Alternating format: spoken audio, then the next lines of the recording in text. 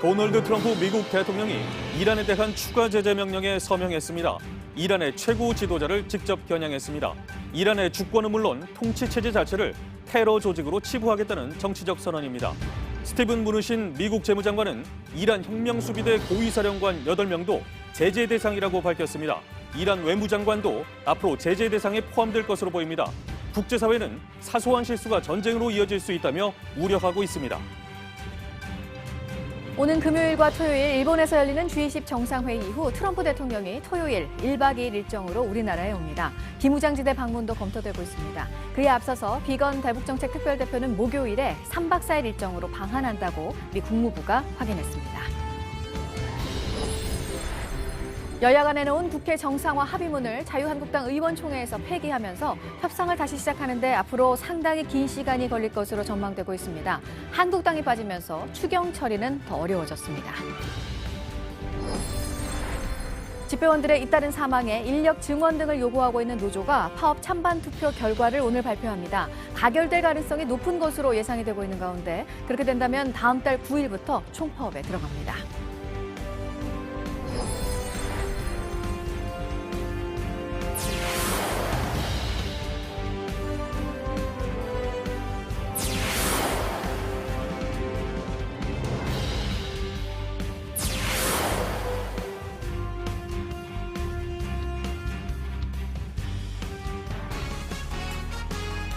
미군의 무인기 격추를 놓고 미국과 이란 사이의 긴장이 계속 높아지고 있습니다.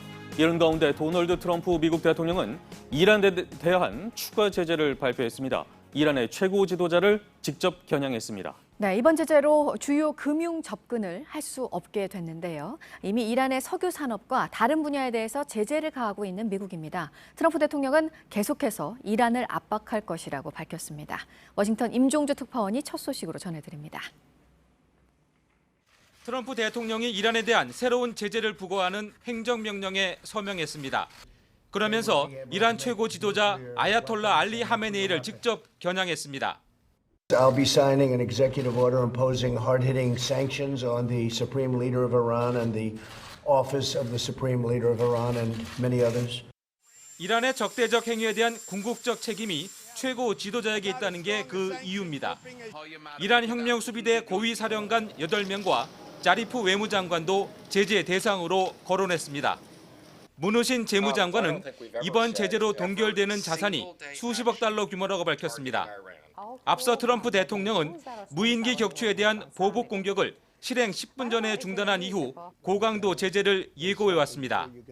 이란은 미국을 향해 군사적 모험과 경제 테러를 중단하라고 반발했습니다.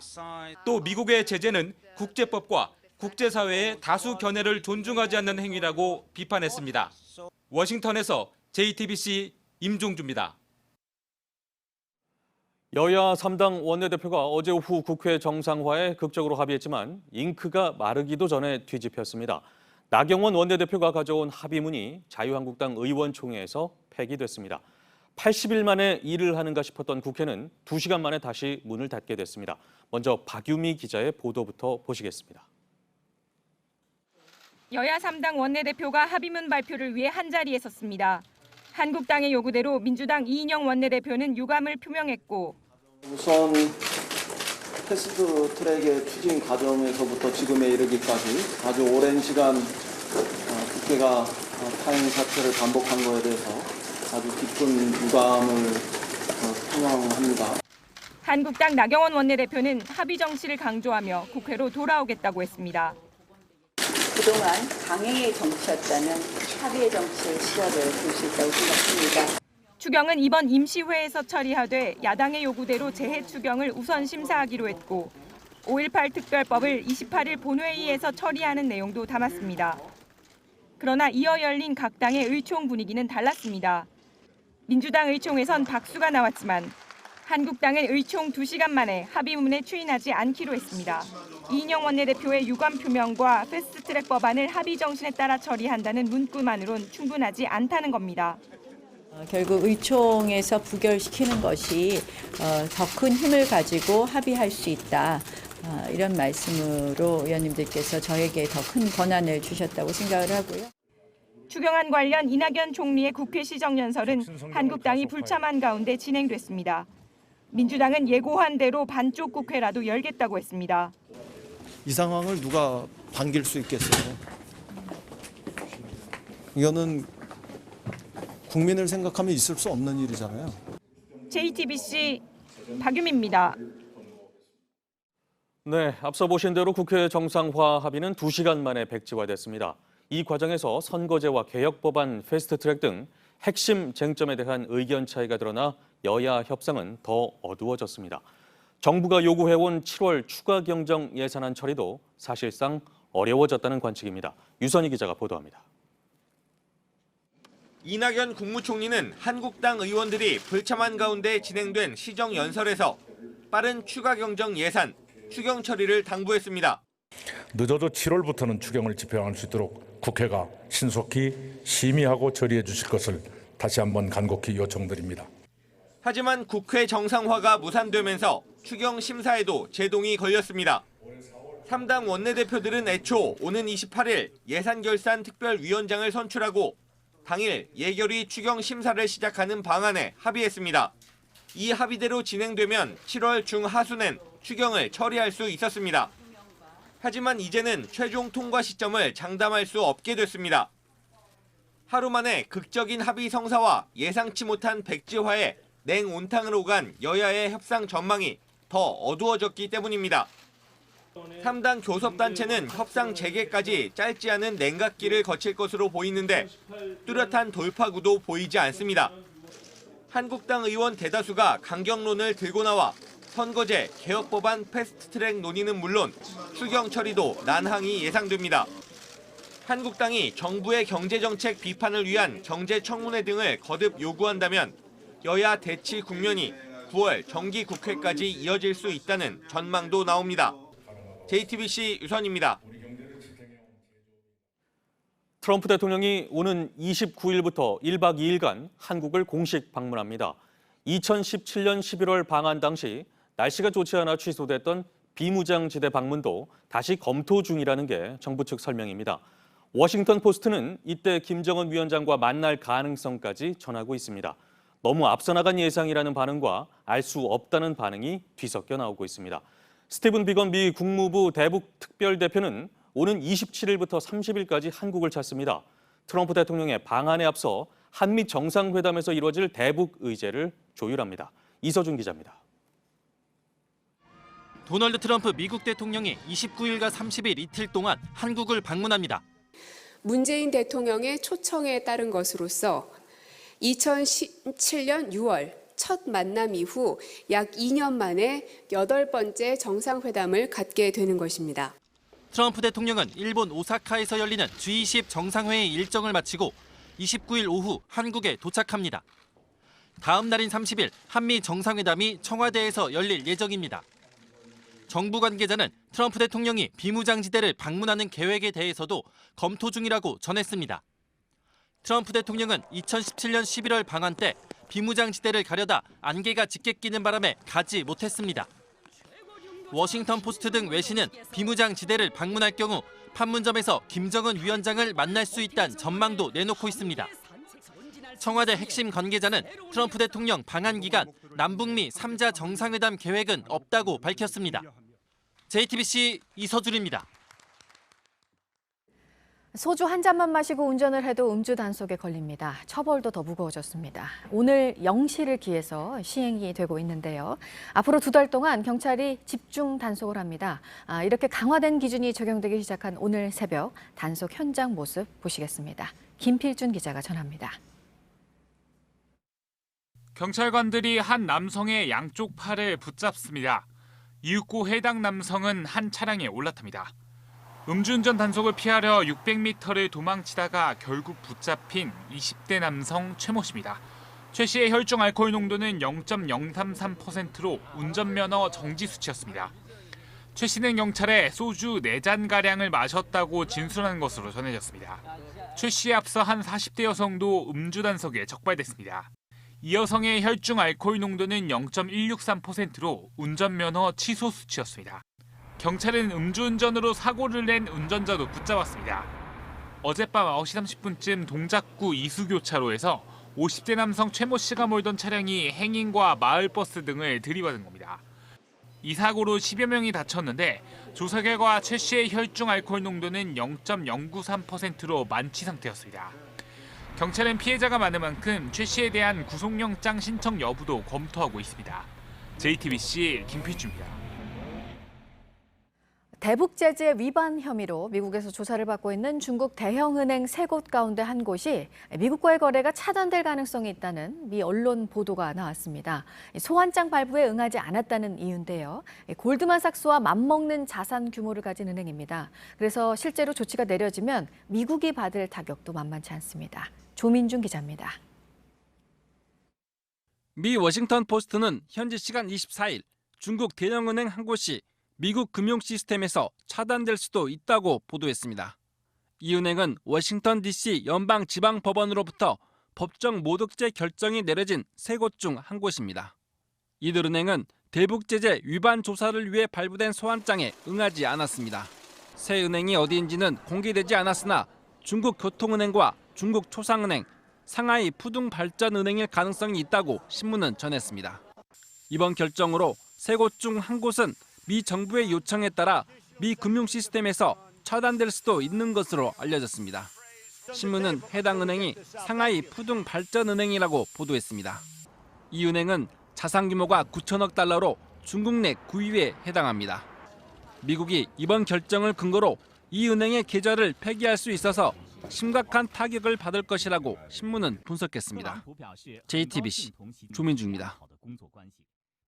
네, 중국에 대한 또 하나의 압박이 될 수 있는 미국의 조치 가능성 방금 들으셨는데 또 하나 이 중국과 갈등을 빚을 만한 부분이 있습니다. 미국 내 5G 통신망을 구축하는 과정에서 중국산 통신 장비를 전면 배제하는 방안을 미국 정부가 지금 검토를 하고 있습니다. 박현영 기자입니다. 중국에서 만든 5G 장비를 미국에서 사용할 수 없도록 하는 방안을 미국 정부가 검토하고 있다. 미국 월스트리트 저널의 보도 내용입니다. 이 매체는 미국 관료들이 다국적 통신 장비 제조업체들의 미국 수출용 기기를 중국이 아닌 곳에서 설계하고 제조할 수 있는지 물었다고 전했습니다. 관료들이 언급한 장비 목록에는 무선 기지국 전자장치와 라우터, 소프트웨어 등이 포함됐습니다. 중국에서 만들어질 경우 중국 정부가 이른바 보안 구멍을 심을 수 있다는 우려가 작용한 것으로 보입니다. 중국이 원격 조종으로 미국 통신망을 망가뜨리거나 정보를 빼낼 수 있다는 겁니다. 지난달 백악관은 국가 안보를 위협하는 기업이 제조한 통신 장비를 미국에서 사용하지 못하도록 하는 행정명령에 서명했습니다. 이번 논의는 이 행정명령의 실행 계획 가운데 하나입니다. 화웨이나 ZTE 같은 중국 기업뿐 아니라 다국적 기업의 메이드 인 차이나 통신 장비도 미국 진입을 허용하지 않겠다는 압박으로 풀이됩니다. 논의가 현실화하면 통신 장비 제조업의 세계 지형이 바뀌고 미국과 중국의 갈등은 더욱 깊어질 수 있습니다. JTBC 박현영입니다. 이번에는 오늘 아침 체크해 봐야 할 뉴스들을 분야별로 살펴보겠습니다. 먼저 정치 분야입니다. 지난 3월 발생한 대공미사일 천궁 5발 사고와 관련해서 공군 4명이 징계를 받았습니다. 사고를 낸 정비요원 2명에게는 정직 1개월, 관리감독의 책임이 있는 정비중대장과 정비대장에게는 근신 7일과 견책 처분이 내려졌습니다. 대한애국당이 지난달 서울 광화문 광장에 기습적으로 설치한 농성 천막에 대해서 서울시가 오늘 새벽 강제 철거에 나섰습니다. 천막을 지키던 대한애국당 당원과 지지자들이 거세게 항의하면서 충돌했습니다. 문재인 대통령이 6.25 전쟁 69주년을 하루 앞둔 어제 국군과 유엔군 참전 유공자를 청와대로 초청했습니다. 문 대통령은 아직 완전한 종전이 이루어지지 않았다며 전쟁 걱정 없는 한반도를 만들어 참전 용사들의 희생과 헌신에 보답하겠다고 말했습니다. 지난달 5월에 우리나라를 찾은 외국인 관광객이 지난해 같은 기간보다 20% 늘었습니다. 148만 5,600여 명이었는데 35% 증가한 50만여 명이 찾은 중국 관광객이 가장 많았습니다. 중국인들의 한국 관광 시장이 점차 회복되고 있다는 분석입니다. 이어서 일본, 대만, 미국 순이었습니다. 자회사를 앞세워서 정부 입찰에 참여한 KT를 두고 논란이 일고 있습니다. 다음 달부터 3년간 진행되는 국가정보통신서비스 사업 입찰에 SK브로드밴드와 LG유플러스는 직접 대표 사업자로 나섰는데 KT만 자회사를 내세웠습니다. 9월쯤 부과될 것으로 예상되는 입찰 제한 제재를 피하기 위한 게 아니냐는 의혹을 받고 있습니다. 르노 삼성자동차 노사가 상생을 약속하고 지난 1년여간의 갈등을 끝냈습니다. 지난해 임금단체 협약이 최종 마무리가 됐고요. 상생 선언식을 가졌습니다. 경영 정상화에 박차를 가하겠다는 계획입니다. 네, 계속해서 사회 분야입니다. 어제 부산에서 보이스피싱 문자가 대량 살포됐습니다. 경찰이 수사에 나섰습니다. 자녀를 납치해 데리고 있으니 지정 계좌로 돈을 보내라는 내용의 문자가 비슷한 시간대 불특정 다수에게 보내져 신고가 접수됐습니다. 경찰이 피해를 입지 않도록 주의를 당부했습니다. 지난 21일 인천의 한 고등학교 급식에서 고래회충이 나온 사실이 알려져 당국이 조사에 나섰습니다. 조리된 생선에서 복통이나 메스꺼움을 유발하는 고래회충이 나왔는데 급식을 먹고 이상 증세를 보인 학생은 현재까지 없는 것으로 알려졌습니다.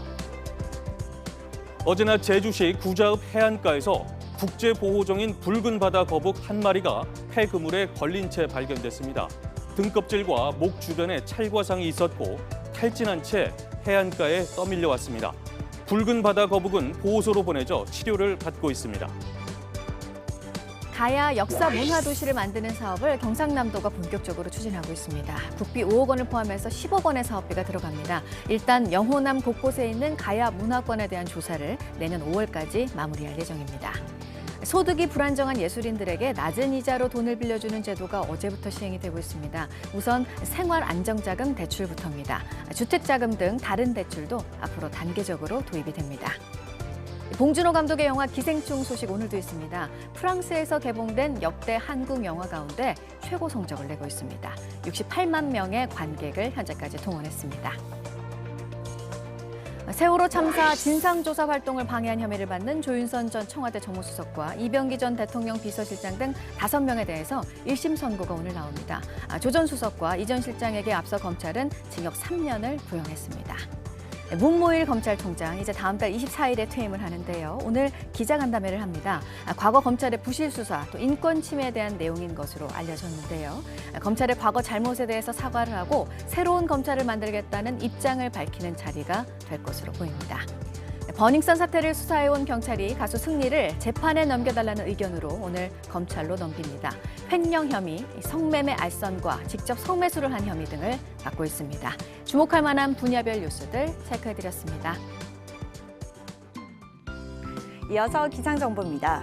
현재 수도권과 강원 영서, 경북 지역까지 폭염주의보 발효 중입니다. 낮 동안 이 지역을 중심으로 33도 안팎까지 오르며 더위의 기세가 강하겠습니다. 오늘 어제보다 더 덥겠는데요. 낮 최고 기온 1, 2도 더 오르면서 온열 질환 발생 가능성도 높겠습니다. 아침까지 서해안을 따라 안개가 짙겠습니다. 가시거리 1km 미만으로 안전운전 하셔야겠습니다. 낮 기온은 서울이 32도, 광주 31도, 대구는 33도까지 크게 오르겠고요. 북한도 대부분 30도 안팎으로 우리나라와 비슷하겠습니다. 내일부터 남부지방과 제주에는 장맛비가 시작되겠습니다. 장마전선의 위치에 따라 비가 오는 지역과 비의 양도 변동이 크니까요. 계속해서 관련 정보 잘 확인하시기 바랍니다. 기상정보였습니다.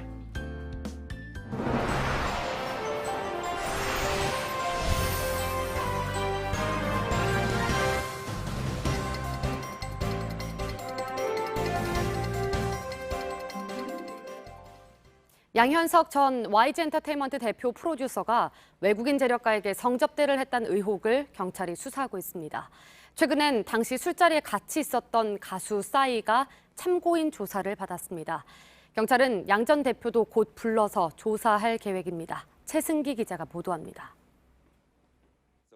가수 싸이는 2014년 7월 양현석 전 YG엔터테인먼트 대표 프로듀서가 외국인 재력가를 위해 마련한 접대 자리에 함께 있었습니다. 외국인 투자자에게 양 전 대표를 소개해준 것도 싸이입니다.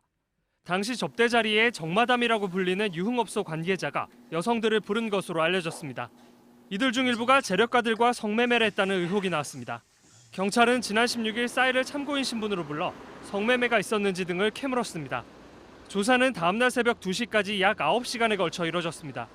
경찰 관계자는 의혹에 관한 사실관계 확인을 위한 조사라고 설명했습니다. 싸이는 경찰 조사에서 성접대 의혹을 부인했습니다. 양 전 대표와 함께 그 자리에 있었던 건 맞지만 식사를 하고 술을 마신 뒤 먼저 나왔다는 겁니다. 경찰은 정마담을 포함해 유흥업소 종업원 등 10명 넘게 조사했습니다. 이 사건의 공소시효가 약 한 달밖에 남지 않은 만큼 조만간 양 전 대표도 불러 조사할 계획입니다. JTBC 최승기입니다. 서울대병원에서 한 환자가 갑자기 간호사의 목을 졸랐습니다. 다행히 큰 사고로 이어지진 않았지만 간호사는 끔찍한 기억에서 벗어나지 못하고 있습니다. 서효정 기자가 보도합니다. 간호사 박모 씨가 70대 환자 A씨를 맡게 된 건 지난 19일 새벽 2시쯤입니다. 산소호흡기를 거부하던 A씨는 갑자기 박 씨의 명찰을 잡아당겼습니다. 가려고 하는 순간이었나? 그때 이제 목걸이를 잡아서 기절을 할 것 같은 거죠. 다행히 줄이 끊어지면서 극단적 상황은 피했습니다. 하지만 끔찍한 기억을 떨칠 수가 없습니다. 그때 눈빛이 잊혀지지가 않아요. 목을 조르면서 저를 쳐다봤던 그 눈빛. A씨가 누운 곳은 응급실 1구역 안쪽 침대. 구역마다 CCTV가 있고 출입문 쪽엔 보안 요원도 있었지만 정신질환이 아닌 폐질환 때문에 내원했다는 이유로 A씨를 주시하지 않았습니다. 환각을 보는 이상 행동을 보였지만 인력 문제로 정신질환자도 아닌 A씨를 의료진 한 명이 볼 수밖에 없었습니다. 정신을 차린 박 씨에게 병원에선 인수인계를 한 뒤 가라고 지시했다고 합니다. 임세원 교수 사건 이후 복지부는 폭력적인 환자의 치료를 거부할 수 있다는 기준을 만들었지만 현장에선 사실상 지켜지기 어려운 수준입니다. 환자 진료를 거부할 수가 없어요. 그런 지침이 있는 것도 사실 지금 알았고요. 의료 인력을 늘리는 등 보다 현실적인 대책을 서둘러야 하는 상황입니다. JTBC 서유정입니다. 얼마 전 중부 고속도로에서 포장 공사를 하던 노동자가 화물차에 치인 사고가 있었습니다. 현장 CCTV를 봤더니 가해 운전자는 사고를 내고 아무런 조치도 하지 않고 가버렸습니다. 피해자는 50분이 지난 뒤에야 병원에 실려갔고 결국 숨졌습니다. 신아람 기자가 보도합니다. 고속도로 2차로에 불빛이 반짝입니다. 도로 포장 공사를 위해 세운 차단막입니다. 화물차 한 대가 차선을 아슬아슬하게 넘나들더니 차단막들을 넘어뜨립니다. 지난 18일 새벽 1시 45분쯤 경기 안성시를 향하던 중부고속도로에서 사고가 났습니다. 사고 현장입니다. 화물차는 이곳에서 작업 중이던 A씨를 덮쳤습니다. 이후 5분 정도 차를 세우고 주변을 살피다가 그대로 달아났습니다. 동료들이 피해자를 뒤늦게 발견하고 119에 신고했습니다. 사고가 난 지 50분 정도 뒤에야 구급차에 실렸습니다. 뺑소니 했냐고 그러더라고요. 신경 쓰지 말고 정신이나 이제 바싹 차리고 있으라고 하고. A씨는 병원으로 옮겨졌지만 다음 날 오전에 끝내 숨졌습니다. 그 사람이 내려갔으면 아마 저희 형을 발견을 했을 거예요. 20-30분 안에 병원에 이송이 됐을 건데 거의 지금 1시간 정도가 방치가 돼 있었으니까. 화물차 운전자는 사고가 나고 사흘 뒤에야 경찰에 자수했습니다. 가해자는 경찰 조사에서 차에서 내려 차단막들이 쓰러진 건 확인했지만 사람이 있었는지 몰랐다고 진술했다고 합니다. 경찰은 화물차 운전자가 졸음운전을 했을 것으로 보고 우선 뺑소니 혐의로 입건했습니다. JTBC 신아람입니다. 올해 들어 벌써 9명, 지난해엔 25명의 집배원이 갑작스레 죽음을 맞았습니다. 노조는 이들이 과로와 안전사고로 숨졌다고 보고 있습니다. 결국 전국의 노조원 3만여 명이 파업 찬반 투표에 나섰습니다. 오늘 오전 그 결과가 나옵니다. 파업으로 이어진다면 사상 첫 총파업입니다. 유선희 기자입니다. 전국의 우체국 245곳, 노조원 3만여 명은 어제 파업 찬반 투표에 나섰습니다. 이들이 요구하는 건 인력 증원과 완전한 주 5일제 근무입니다. 2013년부터 집배원 등 250여 명이 과도한 업무로 목숨을 잃었고 인력을 늘리지 않으면 과로사가 계속 나올 거라는 주장입니다. 노조는 우정사업본부와 교섭을 진행했지만 전혀 요구를 들어주지 않아 파업 투표에 나설 수밖에 없었다는 입장입니다. 지난해 국회에 올라간 집배원 인력 충원 예산안이 통과되지 못한 것도 파업 투표의 이유가 됐습니다. 노조는 오늘 오전 투표 결과를 공개할 예정인데 투표율 50%, 찬성률 50% 이상이면 총파업에 들어갈 수 있습니다. 파업이 가결되면 일단 주 52시간에 맞춰 근무하는 준법 투쟁을 시작하고 이후 합의가 되지 않으면 다음 달 9일 총파업에 돌입합니다. 준법 투쟁이 시작되면 할당된 물량과 관계없이 정시 퇴근을 하기 때문에 배달 시간은 지금보다 상당히 늦어질 것으로 보입니다. 총파업엔 노조원 3만여 명 가운데 필수 유지 인원 14,000여 명을 제외하고 전부 참여할 수 있습니다. JTBC 유선입니다. 네, 앞서 보신 대로 61년 만에 집배원 총파업이 이루어질지 여부가 오늘 오전에 나옵니다. 정부가 적극적으로 나서야 한다는 목소리가 높습니다. 최백은 건국대 경제학과 교수와 함께 이 문제 짚어보도록 하겠습니다. 안녕하십니까? 네, 안녕하세요. 네. 앞서 리포트에서도 보셨지만 작년에만 25명, 또 올해 들어서 벌써 9명이 목숨을 잃었습니다. 노조의 주장은 근무 환경이 너무 열악하다 이겁니다. 실제 어떻습니까? 예, 이 결론부터 얘기하면 전형적인 후진국형 인재인데요. 네. 예, 이게 일단 근로 시간만 우리가 보게 되면 대충 이제 짐작이 가는데요. 예. OECD 평균 인재니까 우리가 연평균 그러니까 근로 시간이요. 예. 1,763시간입니다. 네. 근데 지금 이 그 집배원들이니까 근로 시간은 그보다 거의 한 1,000시간 정도 많은 2,745시간이나 돼요. 예, 700시간 정도 많은 거네요. 거의 뭐 982시간 정도 많은 예, 겁니다. 예. 예. 그러니까 어느 정도 인재니까 많은 거를 제가 이제 다 비교를 한 것뿐인데요. 네네. 근데 우리나라 인재니까 평균 인재니까 노동 시간도 보게 되면은 노동 시간에 비해서도 한 693시간이 좀 많은 예, 편이에요. 예. 그러니까 굉장히 과중한 그러니까는 이 근로를 하고 있다는 것은 이제 노동 시간에서 이제 확인되어지고 있는 부분이고요. 네. 거기다가 이제 그러니까는 이 그 근로 형태가 굉장히 노동 강도가 강합니다. 예. 초 단위로 계산을 하면서 업무를 되게 이렇게 그 측정을 하기 때문에 네. 그러다 보니까 하루 이제 그러니까는 이 배송 물량 같은 경우도 한 뭐 800개 넘는 게 있고 이제 다반사가 이루어질 정도로요. 그러니까 휴식 시간이 하루에 뭐 한 11시간 이상이라는데도 불구하고 한 35분 정도뿐이 안 될 정도니까요. 예, 예. 그러니까 기본적으로 상당히 그러니까 그 이 과로사 할 수밖에 없는 그런 이제 근로 구조라고 이제 보면 이제 되겠습니다. 예, 그 집배원들의 업무 평가가 초 단위로 이루어지고 있다. 뭐 이런 말씀이셨고요. 그런데 이렇게 근무 환경이 개선되지 않는 이유, 뭐 예산 때문인가요? 예, 기본적으로는 이제 돈 때문입니다. 네. 돈만 충분하다면은 그러니까 더 추가로 이제 인력을 증원을 할 수 있는 것이고요. 예. 지난해 그러니까는 우정사업본부하고 이제 노조하고 그다음 민간 부분하고 이제 그러니까 합의한 어떤 기구에 의해서 공고안이 나온 게 있습니다. 거기 이제 우정사업본부도 합의한 것인데 예. 거기 공고안에 보게 되면은 기본적으로 이제 그러니까는 이제 뭐 2,000명 정도 그러니까 증원을 한다. 그러니까 올해 그러니까 1,000명을 먼저 증원을 하고 정규직으로 한 1,000명을 네. 증원을 하고 이제 내년에 이제 더 추가적으로 해서 한 2,000명 정도 증원을 하고요. 그 다음에 이제 또 그 토요일 날 근무를 이제 없애는 방 주 5일 근무를 예. 하거나 아니면은 그러니까 이제 순차적으로 그러니까 월요일부터 금요일까지 근무하는 조하고 화요일부터 토요일까지 근무하는 조로 이렇게 이제 그러니까 우리가 조 편성을 좀 이제 그러니까 유연하게 해가지고 네. 좀 이제 그러니까는 이 과중한 근로를 좀 그러니까 해소하겠다는 것을 합의를 했었습니다. 예. 합의를 했었는데 이 부분이 국회에서 그러니까는 이 부분에 대한 이제 예산 지원을 하기 위해서 네. 이 우정사업본부가 좀 약간 좀 이제 우리가 일반 우편사업 업무하고 네. 금융사업 업무가 있잖아요. 예. 우체국 보험이라든가 이런 거 팔듯이요. 그렇죠. 예. 그런데 이제 금융사업에서는 상당히 그러니까 흑자를 보고 있어요. 네. 우편사업은 기본적으로 공공 서비스다 보니까는 적자를 보고 있는데 네.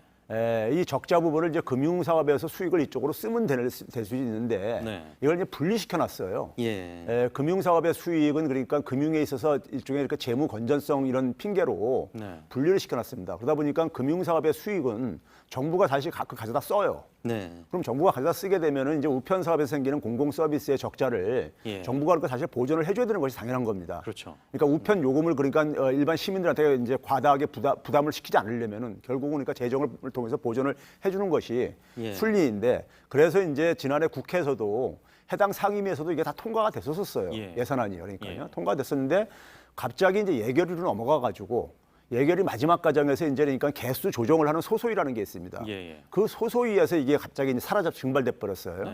근데 나중에 이제 추적해서 보니까는 해당 이제 그 정부 부서인 이제 기재부하고 행안부에서 좀 조직에 대한 진단을 좀 먼저 하고 나서 좀 이거를 처리했으면 좋겠다는. 예. 근데 이런 이제 뒤늦은 이제 뒷북치기식의 이제 그러니까 이제 제동을 걸면서 이 예산이 증발돼 버렸습니다. 네. 여하튼간에 이렇게 뭐 구조 개선이 잘 이루어지지 않다 보니까 예. 총파업이라는 카드를 꺼내 들었습니다. 예. 이미 뭐 투표는 마무리가 된 것 같고요. 예. 발표만을 남겨둔 것 같습니다. 예, 어제 오늘 오전이죠. 오늘 오전에 9시 반쯤에 예. 발표가 나올 것 같은데요. 어떻게 보십니까? 예, 어제 이제 우리나라 전국 우체국이 245곳이 네. 있습니다. 거기에 한 3만여 명 이제니까 노조원이 가입되어 있는데요. 네. 이 오전의 결과는 제가 볼 때는 뭐 뚜껑을 열어도 거의 명확하게 예. 파업 찬성 결과로 이제 압도적으로 나올 거로 예상이 되고 있고요. 네네. 그랬을 경우에 이제 그러니까 이 그 우체 업무 같은 경우들을 보게 되면은 일반 공무원들과 달리 단체 행동권이 보장되어 있어요. 예. 왜 그러냐면은 이 현재 이 하는 업무들, 집배원들의 업무들이 민간 부분에서 택배 업무하고 좀 비슷한 부분이 있잖아요. 예. 그러다 보니까 민간 업무하고 이제 비슷한 어떤 성격이 있다 해가지고 일종의 그러니까 일반 공무원과 달리 그러니까 단체 행동권, 소위 파업권을 그러니까 인정을 해주고 있습니다. 예. 그랬을 때 이 파업이 이제 진행되게 되면은 뭐 예를 들어서 그러니까 집배 업무 같은 경우는 한 25%까지도 그러니까는 집배 업무에 소속돼 있는 노동자들이 그러니까 파업에 참여할 수 있게 돼 있고요. 그다음에 이제 분류 업무 그러니까 이제 그 집합물들을 분류하는 업무들 같은 경우는 한 64%, 그리고 이제 접수 업무 같은 경우는 한 75%까지도 파업에 참여할 수 있게 돼 있거든요.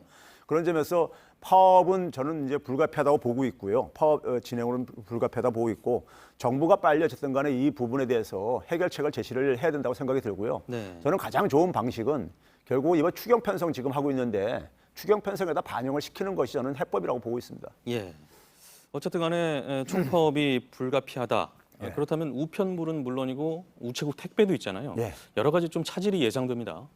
그렇죠. 뭐 우리가 가볍게 생각하게 되면 예. 공과금 인재니까 우리가 고지서 같은 경우를 네. 비롯해서 그다음에 이제 우리가 보게 되면 이제 뭐 예국에서 오는 그러니까 뭐 EMS라든가 네. 아니면 이제 법원에서 이제 그러니까 무슨 소장 날라오는 이런 부분들 같은 경우들 다 영향받을 수가 있죠. 네. 영향받을 수 있기 때문에 이 부분을 그러니까 결국은 최소화하려면 7월 9일 이전에 네. 저는 타협을 봤으면 좋겠어요. 가능한 어차피 이게 그러니까 예산 증원은 저는 불가피한 상황이라고 보고 있습니다. 예. 불가피한 상황인데 그걸 괜히 미뤄가지고 그러니까 일반 시민한테 피해를 입히느니 그러니까 작년에 그러니까는 합의된 것을 야당까지 그러니까 합의했던 것들이었었어요. 그러니까 이제 여야가 다 같이 합의했던 예산 증액에 대해서요. 그 부분을 다시 복원시키면 되는 부분입니다. 예. 뭐 비상 인력이라든가 충원 인력 이런 부분들은 뭐 어떻게 충당이 안 될까요? 그래서 이제 그러니까 집배 업무 같은 경우는 25%까지만 이제 그러니까 파업에 참여를 하게 허용을 하고 있습니다. 그러니까 예. 75%는 그러니까 집배 업무를 그러니까 최소화는 그러니까 어쨌든 간에 업무를 이렇게 지속시킬 네. 필요가 있다 보니까는 이게 일종의 통신망과 예, 관련돼 예. 있기 때문에요. 예. 여하튼간에 뭐 차질은 불가피할 것으로 보입니다. 네, 그다음에 또 하나 짚어볼 것이 노동 현안 중에 바로 민주노총 문제입니다. 그러니까 정부를 대상으로 한 전면 투쟁을 예고하고 있습니다. 다음 달 18일 총파업까지 예고한 상황인데 현재 상황은 좀 어떻게 보십니까? 저는 굉장히 좀 뒤늦은 저거지만 좀 안타까운 게요. 예. 지금 그러니까 청와대 입장에서는 그러니까 이게 사법부의 결정이다 이렇게 이제 얘기를 하고 있고요. 공식적으로요. 고민정 대변인을 통해서요. 네.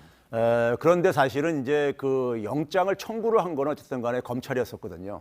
청구를 한 건 검찰이었는데 그런 점에서 청와대에 그러니까 대통령을 보좌하는 참모들이 네. 좀 저는 이걸 너무 소홀하게 판단한 게 아닌가. 예. 그러니까 적어도 그러니까는 민주노총 하게 되면은 우리나라 양대 노총의 어쨌든 간에 노동계를 대표하는 어쨌든 간에 기구이고요. 네. 그다음에 지금 경사노위의 어쨌든 간에 한 축을 담당을 하고 있습니다. 예. 그럼 경사노위가 지금 할 일이 태산같이 쌓여 있어요. 예. 그러니까 지금 정부가 최근에는 정년 연장 논의까지도 이게 이제 경사노위에서도 이게 다뤄야 될 문제들이거든요. 네. 그러니까 해야 될 일은 산적해 있는데 지금 노동계하고 만약에 이렇게 갈등이 지속될 경우에 정부에 그러니까 처리하려는 주요 현안 업무들이 제대로 추진될 수 있겠는가에 대한 굉장히 걱정이 되고 있고요.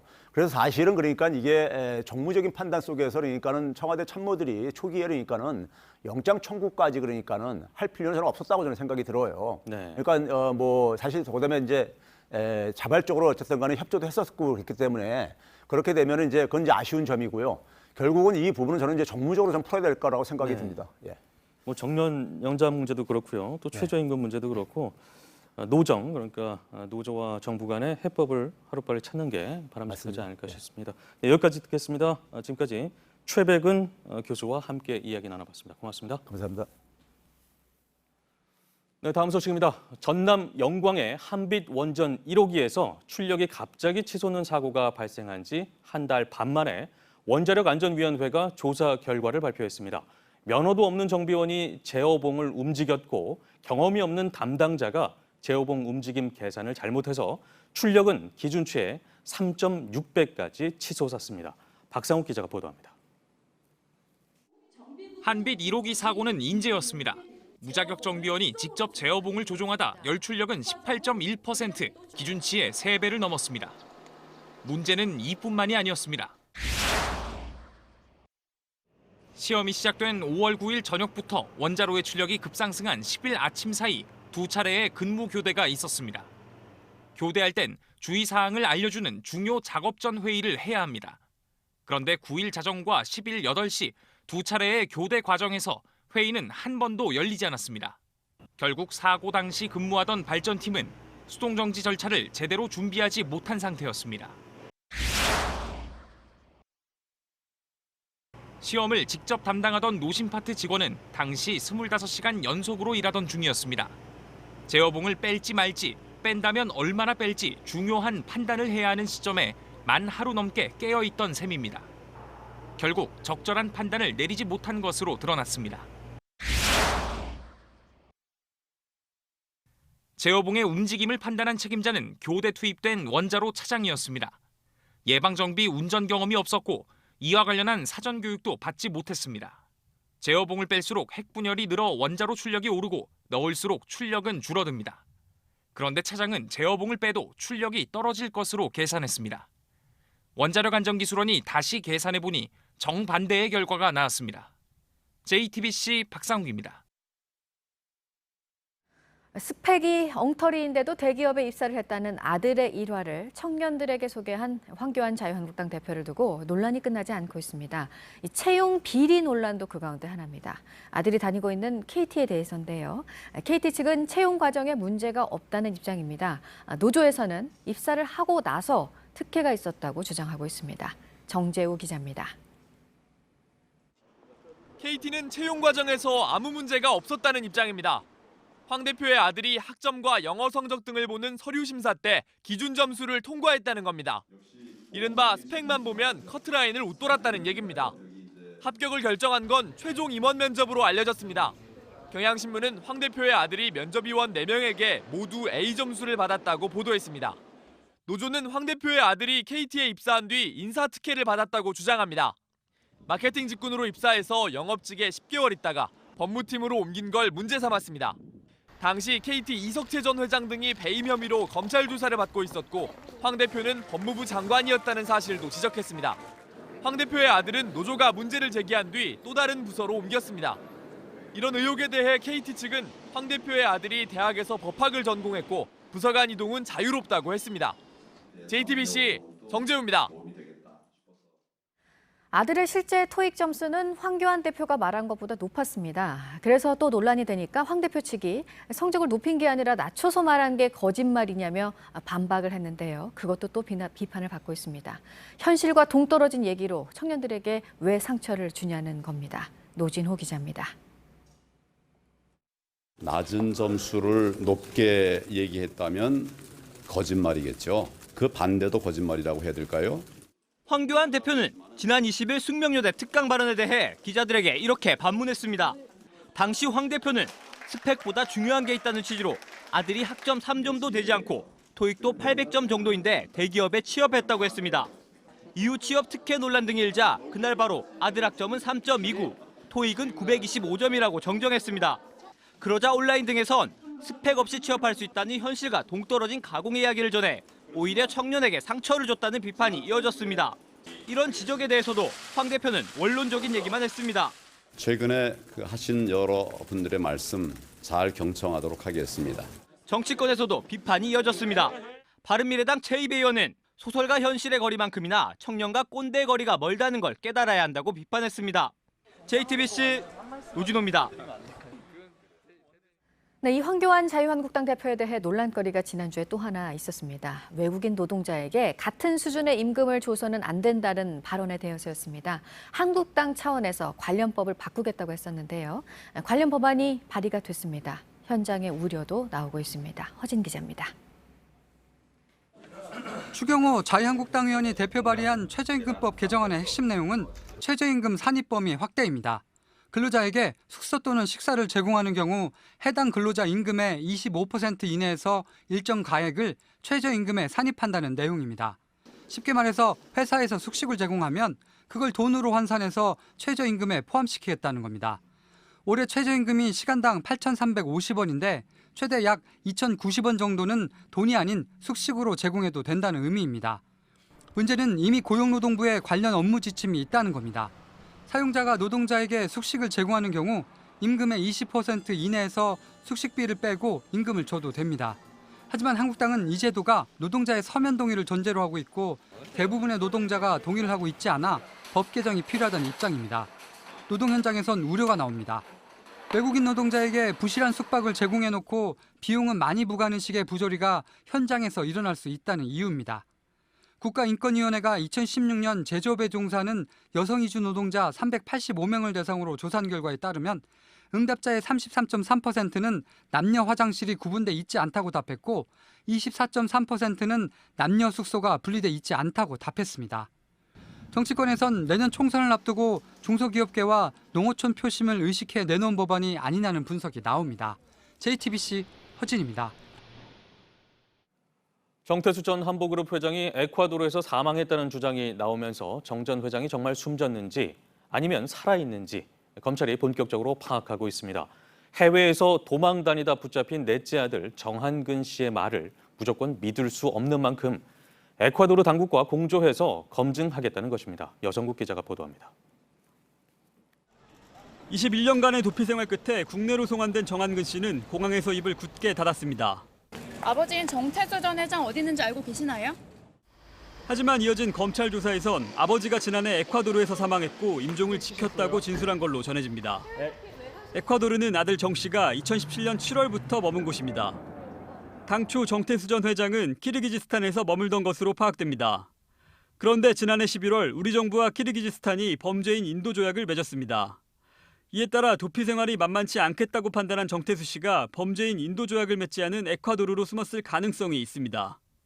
다만 검찰은 아들 정 씨가 아버지의 행방을 숨기기 위해 거짓말을 했을 가능성도 배제하지 않고 있습니다. 사망한 게 맞는지 입증할 객관적 증거가 필요하다는 겁니다. 검찰은 과거 다단계 사기범 조이팔 씨의 사망 여부를 검증하기 위해 모바일 검사와 장례식 영상을 확인한 적도 있습니다. 검찰은 정태수 전 회장이 자신의 여권으로 다녔을 가능성에 무게를 두고 먼저 에콰도르 등에 입국했는지 파악하고 있습니다. JTBC 여성국입니다. 수사를 받을 때 휠체어를 타고 나온 회장님의 원조, 정태수 전 회장에게 따라붙는 말은 또 있습니다. 고액 상습 체납자 1위를 아직도 지키고 있습니다. 안 낸 세금이 2,200억 원을 넘습니다. 강버들 기자입니다.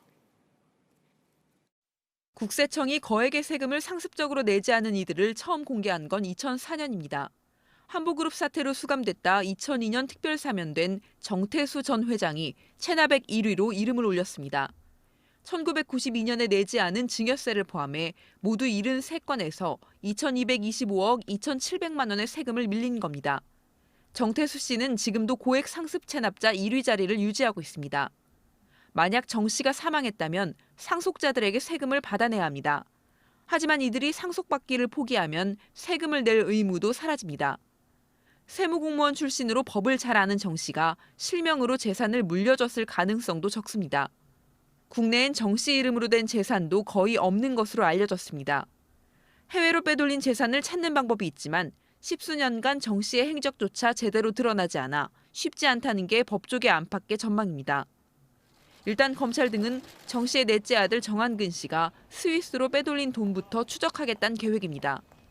이를 통해 먼저 정한근 씨의 체납세금 253억 원을 받아내고 정 씨 일가가 숨겨둔 재산을 확인할 수 있을지 주목됩니다. JTBC 강버들입니다. 개교일에 한 번도 종합감사를 받지 않았던 사립대학 16곳을 교육부가 내후년까지 감사하기로 했습니다. 고려대와 연세대 등 주요 대학들이 포함됐습니다. 매년 다 합쳐서 7조 원이라는 거액의 지원금을 받으면서도 감사는 제대로 안 받는 관행을 바로잡겠다는 것입니다. 배양진 기자가 보도합니다. 명지대는 법인이 부담하는 재산세와 체납법인세 총 24억 원을 학생들의 등록금으로 냈습니다. 고려대 교직원들은 전임 비서실장의 정년퇴임 선물인 540만 원짜리 황금 열쇠를 등록금으로 샀습니다. 이런 비리는 지난해 교육부가 대학의 회계 처리 내역 일부를 감사하면서 밝혀졌습니다. 그런데 이 대학들은 회계를 포함해 채용, 학사 등 모든 부분을 들여다보는 종합감사를 한 번도 받지 않았습니다. 종합감사는 매년 서너 곳만 추첨해 실시하는데 지금까지 감사 대상에 뽑힌 적이 없는 겁니다. 종합감사가 의무인 국공립대와 달리 사립대는 필요한 경우에만 받는다는 교육부 감사 규정도 한몫을 했습니다. 이렇다 보니 개교 이래 종합감사를 단 한 번도 안 받은 사립대가 전국 278곳 중 111곳입니다. 교육부는 우선 학생 수가 6천 명을 넘는 16곳을 내후년까지 종합감사하기로 했습니다. 연세대와 고려대를 비롯해 경희대와 서강대, 홍익대 등입니다. 또 매년 서너 곳뿐이던 종합감사 대상도 올해는 5곳, 내년부터는 10곳씩 뽑기로 했습니다. 전국 사립대가 매년 정부로부터 지원받는 돈은 모두 7조 원에 이릅니다. JTBC 배양진입니다. 여름 휴가를 앞두고 조금이라도 싼 숙소나 비행기표 많이들 찾아보시죠. 그런데 해외 예약 사이트가 유독 환불하는 거나 뭘 바꾸는 게 잘 안 됩니다. 이름 있는 큰 업체들도 마찬가지입니다. 송승환 기자입니다. 20대 여성 이모 씨는 할머니와 말레이시아 여행을 가려고 부킹닷컴에서 예약한 호텔 숙박료를 고스란히 날렸습니다. 할머니가 수술을 받게 돼서 예약을 취소했는데도 터무니없이 비싼 수수료를 받은 겁니다. 여행 시점까지가 3개월이 남은 되게 많은 시간이었는데도 불구하고 여행 숙박비 100%에 맞먹는 수수료였거든요. 30대 남성 유모 씨는 항공사가 일방적으로 일정을 바꿔서 여행을 못 가게 됐는데도 환불해주지 않는다고 분통을 터뜨립니다. 저희는 지금 고토게이트랑은 환불 관련해서는 통화 자체도 안 되고 메일을 보내주지도 않고.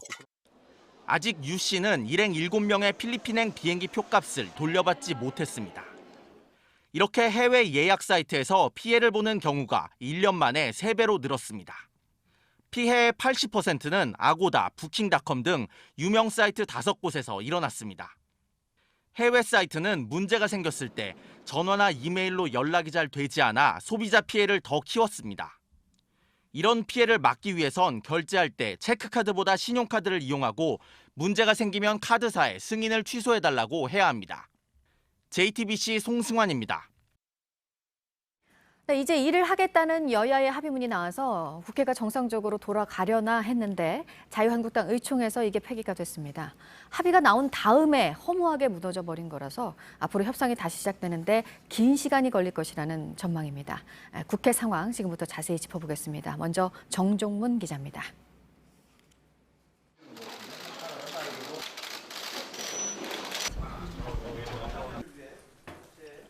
오늘 국회의장님이 제안하신 부분들 포함해서 시정 연설을 앞두고 있는 상황에서 그쪽으로 합의가 됐습니다. 이제 자유한국당이 국회로 복귀하면 자유한국당의 안을 포함해서 처음부터 논의를 재개한다는 정신으로 인해서 합의 정신에 따라 처리될 수 있도록 최선을 다해보겠습니다. 오늘의 합의를 통해서 이제 합의의 정치로 복원되게 되는 계기를 만들었다고 생각을 합니다.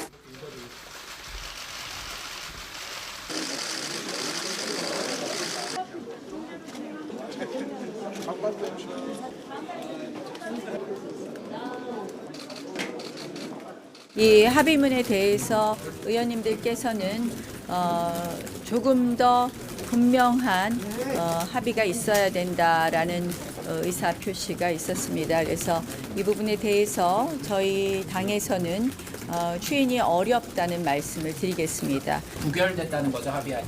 네, 그렇습니다. 이 상황을 누가 반길 수 있겠어요? 이거는 국민을 생각하면 있을 수 없는 일이잖아요. JTBC 정종문입니다.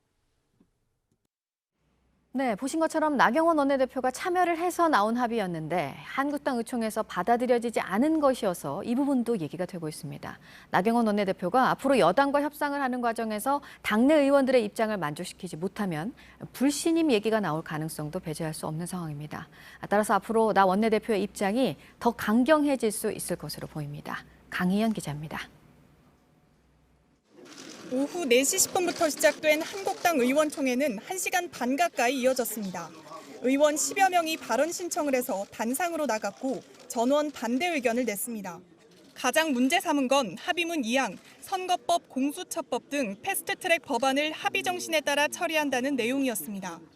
의총에 참석한 TK 지역의 한 의원은 합의 정신으로 처리한다는 것은 지켜질 리가 없다며 그동안 힘들게 투쟁했는데 우리가 얻는 게 없는 합의라고 비판했습니다. 합의 정신이란 표현 자체가 사실상 여당에 끌려갔다는 취지였습니다. 사망, 재해 추경을 우선 심사한다는 부분도 결국 추경 심사가 시작되면 여당이 원하는 대로 갈 것이라는 지적이 나왔습니다. 4항 5.18 민주화운동 진상규명을 위한 특별법도 갑자기 합의문에 포함됐다며 불만을 나타낸 것으로 전해집니다.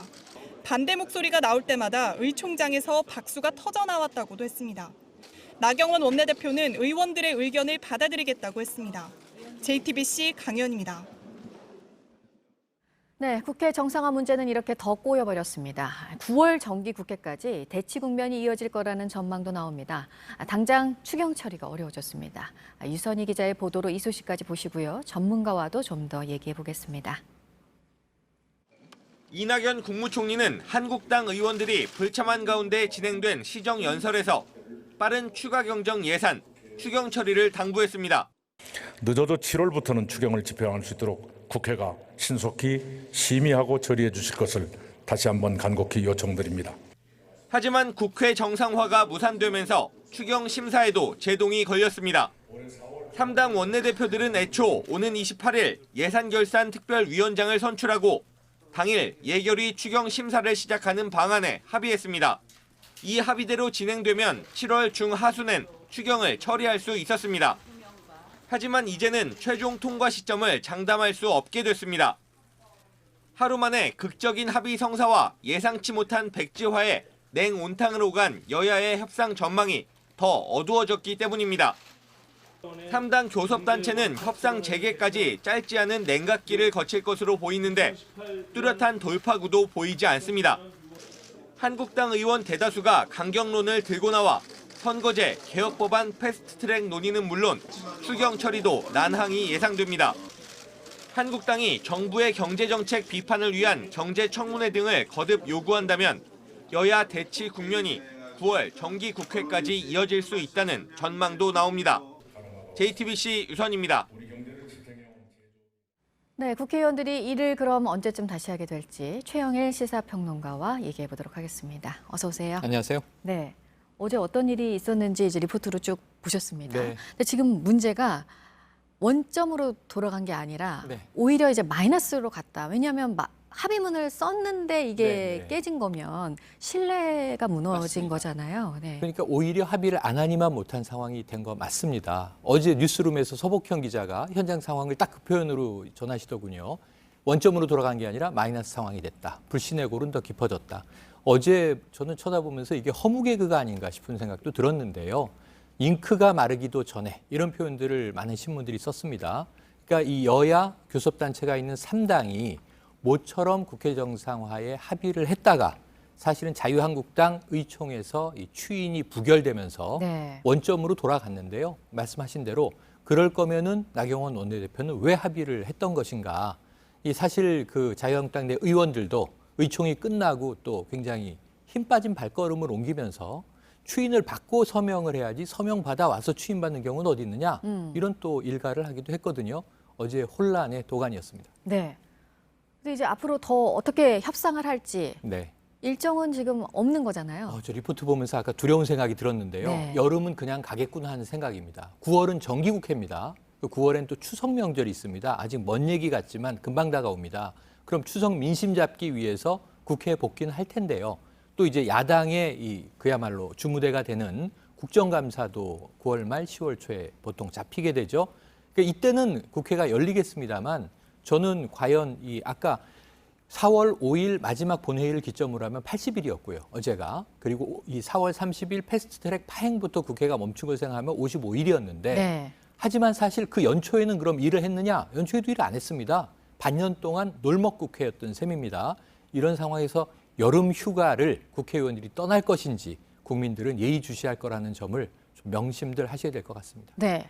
이렇게 하려다가 못해서 어쨌든 못한 만도 못한 맞습니다. 마이너스 상태가 이렇게 되면 뭐가 문제인지도 짚어봐야 됩니다. 네. 일단 추경안 처리가 어려워졌고요. 맞습니다. 어제 시정연설은 있었죠. 이낙연 국무총리 대기하다가 자유한국당이 불참한 상황에서 문희상 의장의 결단으로 본회의는 열렸고 시정연설은 있었는데 내용을 세 줄 요약할 수 있습니다.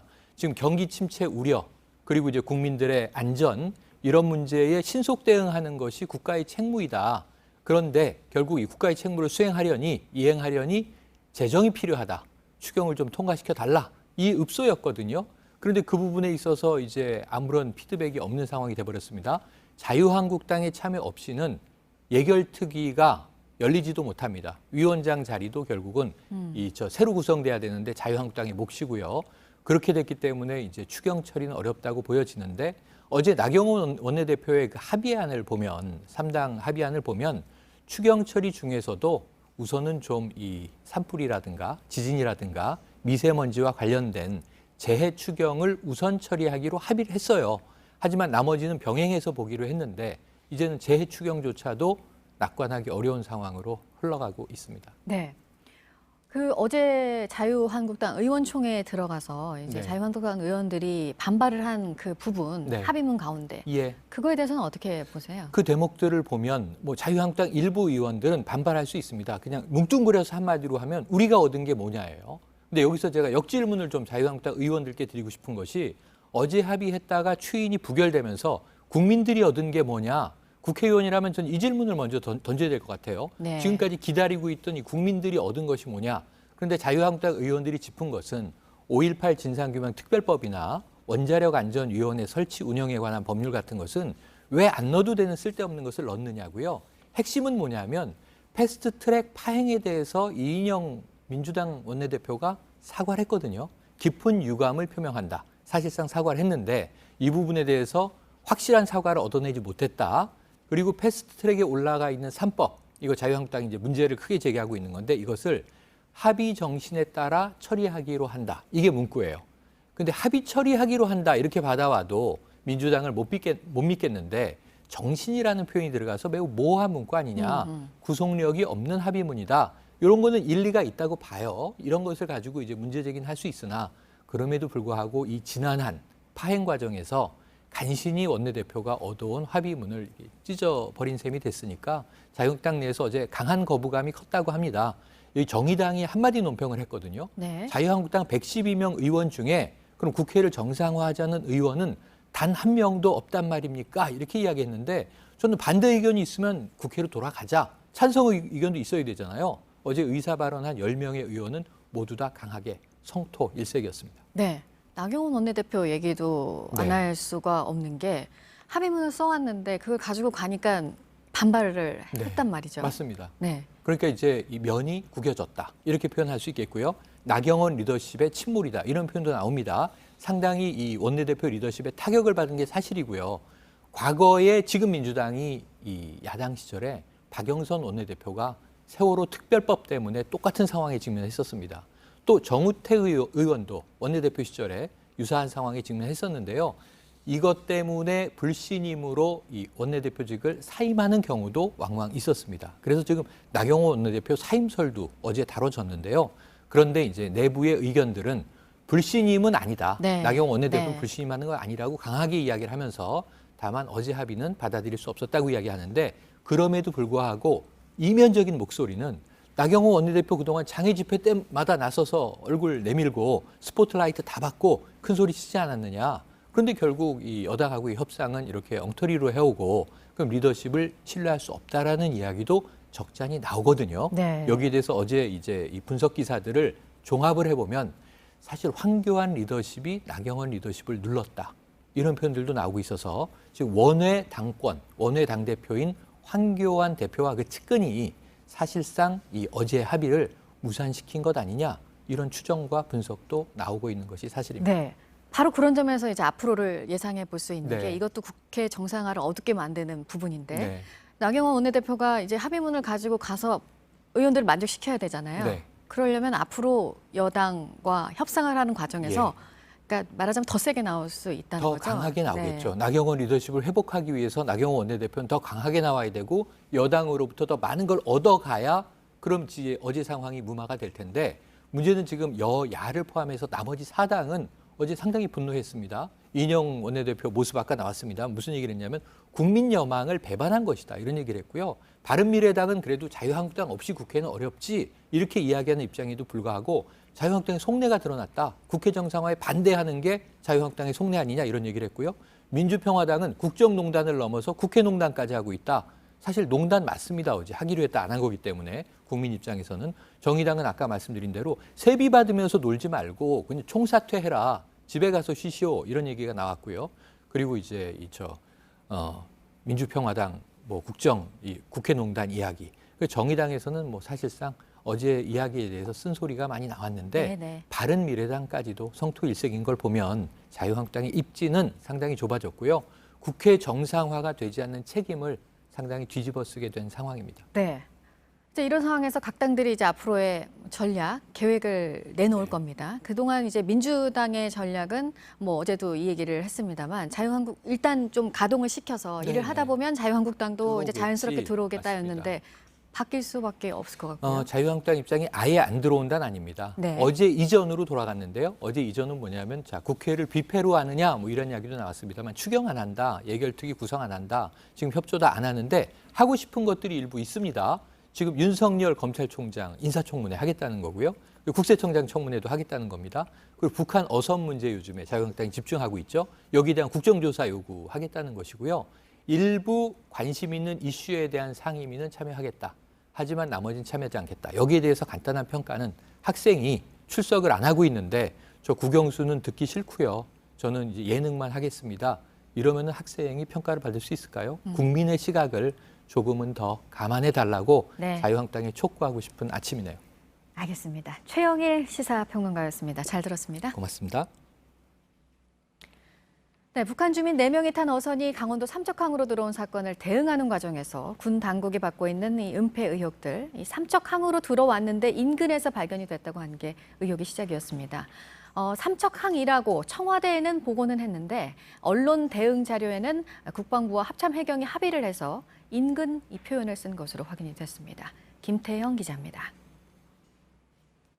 북한 어선이 삼척항에 들어온 지난 15일 합참과 국방부, 해경이 어선의 발견 위치를 삼척항 인근으로 하기로 내부적으로 조율한 것으로 확인됐습니다. 국방부 관계자는 애초에 삼척항 인근으로 하자고 내부적으로 가닥을 잡았었다며 이후 해경이 삼척항으로 문자 메시지를 보내면서 혼선을 빚었다고 설명했습니다. 청와대에 들어간 보고엔 삼척항인데 관련 당국 합의로 만든 언론 대응 자료엔 표현을 삼척항 인근으로 했던 겁니다. 군은 인근이란 표현은 군에서 쓰는 통상적인 표현이라며 은폐 축소 의도가 없었다고 해명하고 있습니다. 하지만 이번 사건의 핵심은 북한 어선이 삼척항에 정박할 때까지 우리 당국이 전혀 몰랐다는 점입니다. 때문에 삼척항과 삼척항 인근의 차이는 큽니다. 이런 가운데 자유한국당 의원들은 삼척항을 찾았습니다. 당초 현장 조사를 하겠다며 해군 일함대 방문을 추진했지만 국방부는 경계태세가 강화된 상황에서 장병의 사기를 떨어뜨릴 수 있다며 방문을 거부했습니다. JTBC 김태영입니다. 도널드 트럼프 미국 대통령이 김정은 북한 국무위원장에게 보낸 친서는 어떤 것이냐라는 기자의 질문을 받고 양측 간 매우 우호적인 친서였다라고 말했습니다. 또 김 위원장은 트럼프 대통령 본인에게 생일 축하의 뜻을 전했다라고 밝혔습니다. 지난 14일은 트럼프 대통령의 73번째 생일이었습니다. 폼페이오 미 국무장관은 이번 친서 교환을 계기로 북미 실무협상 재개 가능성이 매우 높다고 했습니다. 워싱턴 임종주 특파원입니다. 중동 순방길에 오른 폼페이오 장관이 트럼프 대통령의 친서 전달 사실을 확인합니다. From to Chairman Kim, I can confirm that that letter was in fact sent, and I'm hopeful that this will provide a good foundation for us to begin to continue these important discussions with the North Koreans to denuclearize the peninsula. 이어 북한과의 실무협상 재개 가능성이 실제 매우 커 보인다고 말했습니다. 북한만 준비되면 말 그대로 당장이라도 논의를 시작하겠다는 표현도 썼습니다. 백악관 대변인도 북미 정상이 서신 교환 등을 통해 계속 소통해왔다고 말했습니다. 앞서 트럼프 대통령은 지난 11일 김 위원장으로부터 매우 멋진 친서를 받았다고 공개했습니다. 김 위원장이 트럼프 대통령의 친서를 두고 흥미로운 내용이라고 화답했습니다. 미국이 이렇게 적극적으로 나선 데는 중국과의 무역 담판을 앞둔 시점과 북중 밀착 구도, 또 이란과의 갈등 확대 등이 친서 외교와 맞물려 북미 협상의 우선순위를 끌어올린 것이라는 해석입니다. 일단 대화 재개를 위한 환경은 갖춰져 가는 분위기입니다. 워싱턴에서 JTBC 임종주입니다. 범죄인을 중국에 보내는 법안. 이것에 반대하는 홍콩 시민들이 오사카 주요 20개국 회의를 앞둔 26일 밤 다시 집회를 예고했습니다. 대만에선 주말 사이에 친중국 매체를 비판하는 대규모 시위가 열렸습니다. 시민들은 폭우가 쏟아지는 가운데 친중 매체를 뜻하는 홍색 매체를 거절한다며 사실상 중국 당국을 강하게 비판했습니다. 신경진 특파원입니다. 장맛비 속에 타이베이 총통부 앞에 시민 만여 명이 모였습니다.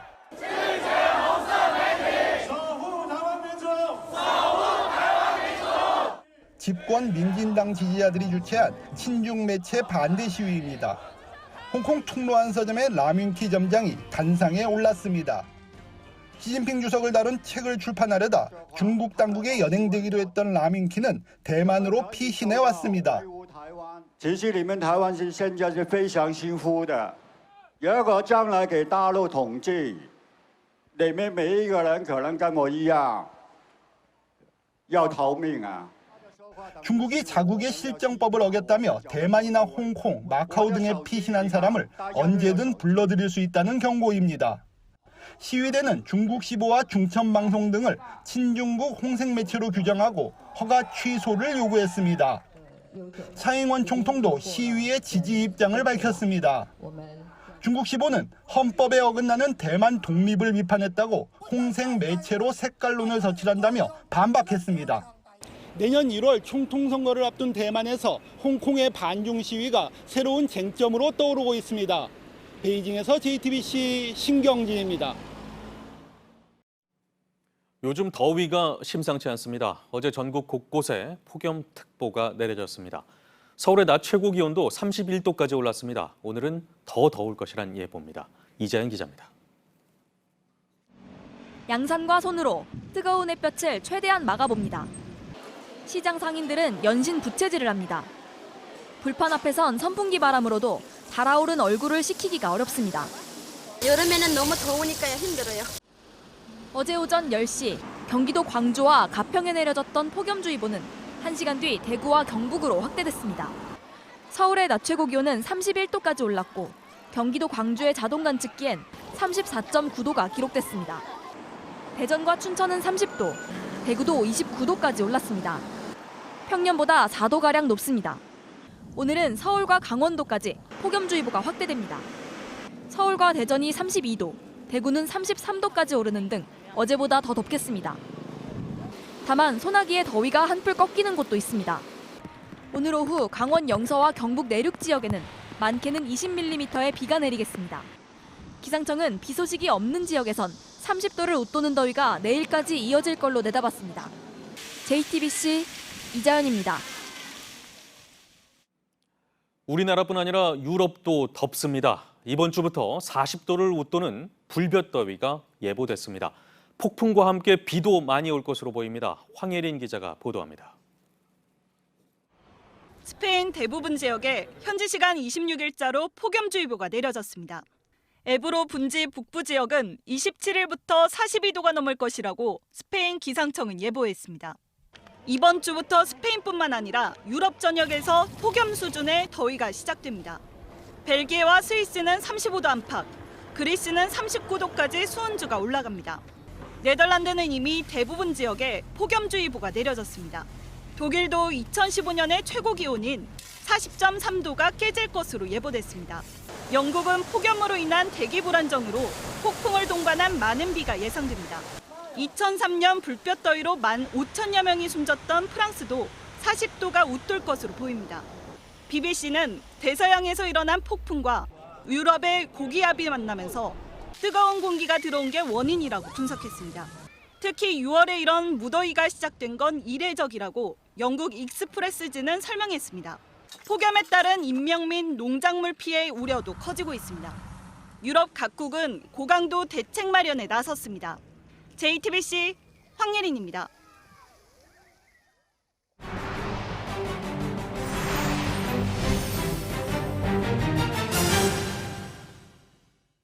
미국 텍사스에서 뜨거운 차 안에 방치됐던 1살 아기가 숨졌습니다. 아기 아버지가 30도가 넘는 더운 날씨에 아기를 차에 두고 일을 하러 가면서 생긴 일입니다. 부소연 특파원입니다. 아기 아버지는 현지 시간 22일 오전 11시쯤 차에 18개월 된 아들을 둔 채 일을 하러 갔습니다. 다시 차로 돌아온 시간은 오후 4시로 5시간이나 흐른 뒤였습니다. 아기는 병원으로 옮겨졌지만 이미 숨을 거둔 상태였습니다. 이날 최고 기온은 섭씨 33도, 현지 언론은 차 내부 온도는 57도에 가까웠을 것으로 보도했습니다. 앞서 댈러스 북쪽 오브리에서도 4살짜리 아이가 뜨거운 차 안에서 의식불명인 채로 발견돼 병원으로 옮겨졌지만 숨졌습니다. 미국에서 매년 더위 속 차 안에서 숨지는 어린이는 평균 38명입니다. 올해에만 벌써 13명이 목숨을 잃었습니다. 전문가는 바깥 온도는 높지 않더라도 차 안 온도는 금방 올라간다고 경고하고 있습니다. 섭씨 22도 정도의 날씨에도 차 안 온도는 1시간 만에 47도까지 오르는 것으로 조사됐습니다. 이딴 사고에 경찰은 단 1분이라도 아이를 차에 두고 내리지 말 것을 당부했습니다. 로스앤젤레스에서 JTBC 부소연입니다. 일본과 인도네시아에선 어제 하루에만 지진이 15번 일어났습니다. 불의 고리라고 하죠. 모두 환태평양 조산대에 속합니다. 특히 인도네시아에서 난 규모 7.3의 강한 지진은 호주에서도 느낄 수 있을 정도였습니다. 이한주 기자입니다. 어제 오전 9시 11분 일본 지바현에서 지진이 났습니다. 규모는 5.5였습니다. 2017년 11월 규모 5.4였던 경북 포항 지진보다 강했습니다. 1시간 뒤 인도네시아 술라웨시 섬에서도 규모 4.5의 지진이 일어났습니다. 이 지진을 시작으로 일대에서 7시간 동안 14번이나 지진이 났습니다. 규모 5.0을 넘는 강진도 11차례나 됩니다. 동부 반다에서 현지 시간 11시 53분 발생한 지진은 규모가 7.3이나 됐습니다. 모두 불의 고리로 불리는 환태평양 조산대에 속하는 곳입니다. 700km 떨어진 호주 다인에서도 2분 넘게 진동을 느낄 수 있을 정도로 강했습니다. We were working up on the second floor and we felt the building start to tremor. So yeah, quite scary. 아직 지진에 따른 인명피해는 확인되지 않았습니다. 태평양 쓰나미 경보센터는 쓰나미 경보를 발령하지 않았습니다. 인도네시아에서는 지난해 술라웨시 섬에서 발생한 규모 7.5의 지진으로 4,300여 명이 숨지거나 실종된 바 있습니다. JTBC 이한주입니다. 방글라데시 북동부 지역에서 승객 수백 명을 태우고 달리던 열차가 다리 위에서 탈선해 추락하는 사고가 있었습니다. 현지 시간 23일 탈선한 열차가 다리 밑으로 떨어졌습니다. 지금까지 5명이 숨지고 100여 명이 다쳤는데요. 부상자 중에서도 20명 정도가 크게 다쳤다고 합니다. 사고 원인을 조사 중인 담당자는 정원보다 많은 사람이 열차에 탄 것과 낡은 열차 부품이 문제였던 것으로 보인다고 말했습니다. 중앙아시아 카자흐스탄 남부의 한 군대에선 탄약고가 폭발했습니다. 지금까지 적어도 1명이 숨지고 70여 명이 다쳤는데요. 폭발이 어찌나 강력했는지 주변에 있던 건물의 지붕이 날아가고 창문이 깨졌습니다. 폭발은 몇 시간 동안 계속됐는데요. 사고 지역의 주민 수만 명이 긴급 대피했고 군 당국이 현장 수습에 나섰습니다. 전투기 한 대가 검은 연기를 뿜으며 추락합니다. 현지 시간 24일 독일 북동부 지역의 한 군기지 근처에서 전투기 2대가 공중에서 부딪힌 뒤 추락했는데요. 사고 당시 두 전투기는 공중 전술 훈련을 하고 있었습니다. 조종사 1명은 낙하산으로 비상탈출에 성공했는데요. 다른 조종사 1명은 숨진 채 발견됐습니다. 당국이 정확한 사고 경위를 조사하고 있습니다. 헝가리 북부 지역에서 홍수가 나 도로가 온통 흙탕물에 잠겼습니다. 온 사방에서 콸콸 흙탕물이 흐르는 모습이 거리가 아닌 강을 보는 것 같은데요. 폭우에 강둑까지 무너지며 이렇게 홍수가 난 겁니다. 도로에 있던 사람들은 차를 버리고 대피했는데요. 당국이 재난 담당 부서를 가동해 피해 상황을 파악하고 있습니다. 이곳은 미국 미주리주의 한 축제 현장입니다. 커다란 열기구가 천천히 착륙을 시도하는데요. 거리 계산을 잘못했는지 땅에 있던 사람들을 그대로 치고 지나갑니다. 피할 새도 없이 우수수 사람들이 넘어졌는데요. 여자아이 한 명이 다쳤는데 다행히 큰 부상은 아니라고 합니다.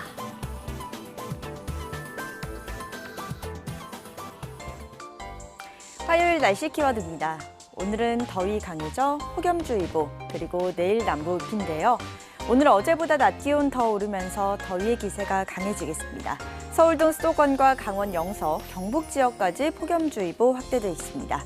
내일은 남부지방과 제주에 장맛비가 시작됩니다. 모레 목요일까지 이어지다 잠시 소강 상태를 보이겠습니다. 요즘 더위가 강해지는 만큼 실내외 기온차가 상당하죠. 지금 지하철에서 오들오들 떨고 있다는 분부터 사무실 너무 춥다, 여름 감기 걸렸다는 분까지 만날 수 있었습니다. 건강관리 정말 잘해주셔야겠습니다. 지금까지 키워드와 SNS로 만나본 날씨였습니다.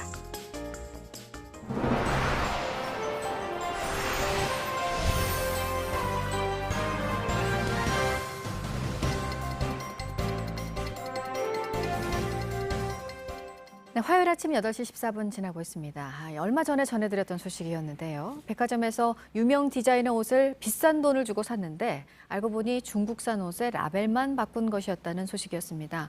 오늘 밀착 카메라가 현장을 취재했는데요. 소비자들이 어이가 없는 건 물론이고 정상적으로 판매를 하는 다른 상인들도 피해가 큽니다. 윤재영 기자가 취재했습니다. 자정을 넘긴 새벽, 동대문 의류 도매시장입니다. 유명 브랜드에 납품하는 옷이 있는지 물었습니다.